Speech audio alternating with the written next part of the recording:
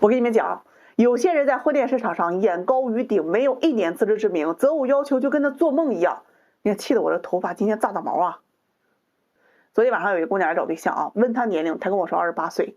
哎呀，我是真的不太相信啊。咱呢也不去抨击人家的外貌长相啊，我就跟她要个身份证，身份证拿来一看呀，好家伙，35岁啊！我问她为什么隐瞒年龄，她给的理由是本人显年轻，别人都说她长得像25、6岁的。我顿时特别无语啊！一辆开了10年的车，她能跟刚出厂的车相比吗？配件怕是也要生锈了吧？这姑娘说呀，自己说小点呢，也是希望机会多一点而已。我跟你们讲啊，骗人这条路是绝对走不长久的。接下来我就问她个人情况，在银行工作，年薪10万左右啊，整体条件都还可以，就是年龄确实不占优势。问她择偶要求，语出惊人的告诉我呀，有车全款，市中心有房全款，年收入在50万以上啊！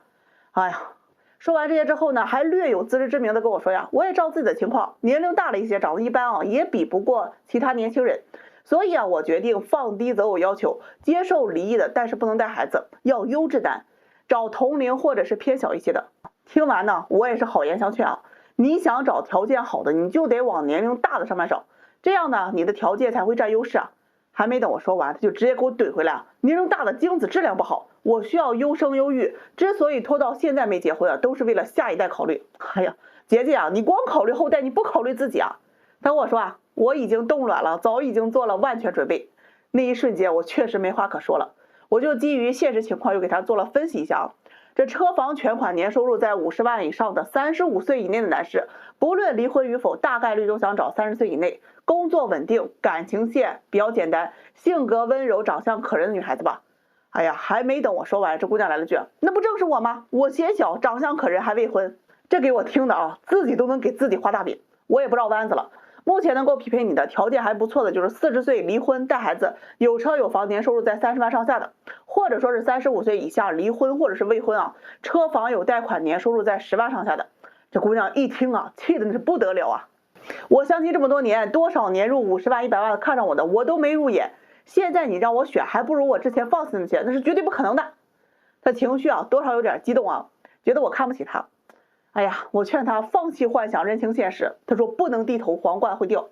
后来啊，我算是妥协了，给他找单身资料，有位38岁的男士，离婚不带孩子的，没车但是房子2套，年收入在30上下。这姑娘看上了，提出见面的一个要求啊，每个月给他1万5的零花钱。那一瞬间气得我呀，问他凭什么？他说男方是离婚的，不公平；2套房子是婚前财产，也不公平；婚后要当后妈也不公平。要生活费啊，这心里才公平。听得我呀，人男方自己的东西你拿来说不公平，你算老几啊？这男士能不能看上你还不清楚，你还在这筹划着你的春秋白日梦呢。这姑娘听完啊，那算了，我不见了。我觉得我这要求很正常啊，作为男人给女人生活费是没有问题的。哎呀，这可能是在银行工作，天天都掉钱堆里去了，掉钱眼里爬不出来了吧。临了给我来了句啊，你不给我介绍，我可以找其他人。哎呀，真的，大门给你敞开哈，你爱找去吧。今天王八不给我好好关门啊，都开绿豆去了吗？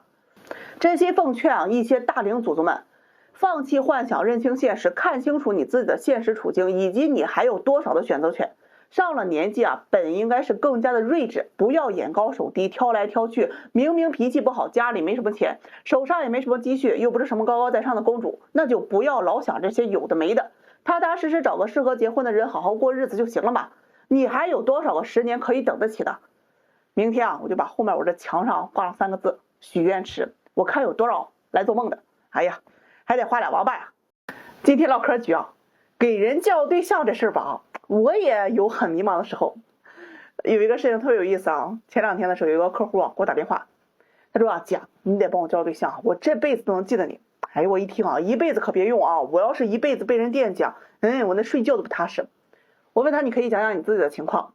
他张口就说呀，我99年的，没工作，就是帮父母看店之类的。哎呀，我很好奇啊，问他看什么店。哎呀，他问我呀，你是问中国的、日本的还是美国的？目前我们家在全球啊100多家店。哎呀，那一瞬间啊，我是真的以为他在吹牛逼啊。小伙子，这人得诚实，你想找对象光靠说虚的，那找不来好的。他听了之后啊，就跟我说我在质疑他。我说我不是质疑你，是我能接触到的这个层级这么高了，突然来个金字塔的顶端，我要不质疑你啊，那就说明我现在还在做梦游呢。他说姐，你要是说我骗你啊，那我确实骗你了。我家除了很多店，还有很多的产业遍布全球，小到纺织，大到信息产业。哎呀，听得我呀，那咱是不服呀！我也是从小在村里骑牛长大的人。这小伙子边跟我聊天，边呼呼的给我发一堆照片，在我耳边嘛，我那手机在我这声音边上叮叮叮的响。打开一看，哎呀，开劳斯莱斯的，坐直升飞机的，国外哪个山滑雪的，头等舱5星级套房的，还有一堆在秀场和明星的合影。那一瞬间突然觉得是我肤浅了，还是我见识少了呀？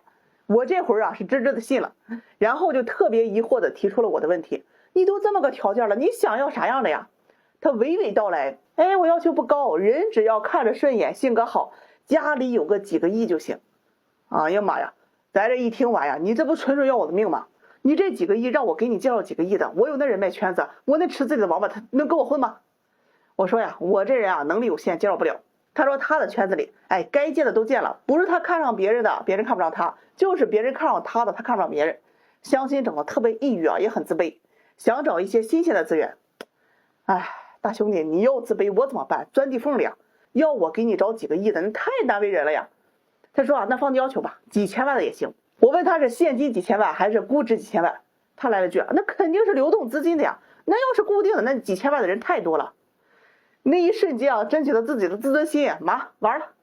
好歹呢我也认识2位，我问他有个姑娘比你大3岁行不行？他说不行，我哄也得愿意哄个年龄小的。有个同岁的，家里在国内是做服装电商的，他说不行，两家的实力不匹配，圈子也不容。然后我又突然想起了有一位家里条件很好找我做情感咨询的女孩子绝对的白富美。她一听很是开心，很愿意我就把她的照片给了这个女孩子人女方就回了一句没眼缘，拒了吧。完了，我已尽力男士听完呢很是郁闷，我又不差钱为什么就不喜欢我？哥们儿，你不差钱人家也不差钱他们要么想找个比自己能力还强的，要么找个自己更加喜欢的，要么你就找个差钱他的眼里只有你。男士不愿意我还是希望能找个身家几个亿的，有合适你就告诉我。那一瞬间我突然感觉我那许愿池的上档次了，几个亿的让我介绍几个亿的，哎呀，这许愿池这么大的格局从来没想象过。谁说有钱人天天开心他们也愁为啥你看不上我，我看不上你的。相亲面前大家起点都一样的，你有钱也解决不了所有问题。这一瞬间感觉世道有时候还真挺公平。有一位哥们给我打电话，差点让他给气 ICU 去请相亲对象吃了1年的饭呢这手愣是没牵上呀。我的天哪！男士呢是95年的，在学业上面是很有成就的一路读到了博士，搞科研的。这学术有研究并不代表着其他方面你就可以全面发展，尤其是男女点事那哥们儿是一窍不通去年呢有媒人给他介绍了一位女硕士，98年的，人家姑娘不止学历高长得好看，一颦一笑之间那都吸引着男士刚见面这男士还挺不好意思的，因为觉得自己矮嘛，怕女方看不上。这女孩子就说了一句身高不能衡量一个人的优秀。这句话一出来男士更加的心动你看长得又好看，说话又体贴，情商智商双高真要娶回家，祖宗得高兴的蹦高暗自下决心说啥子也得给他拿下。于是开始了一到周末就约这个女孩子吃饭，人姑娘的基本也都出来，有时候忙就给拒绝了，这男士就亲自给人送饭去有2次这姑娘没来觉得不舒服，这男士亲自做饭显摆了一手，给她送上门了。这外卖好这姑娘不好意思就收下了。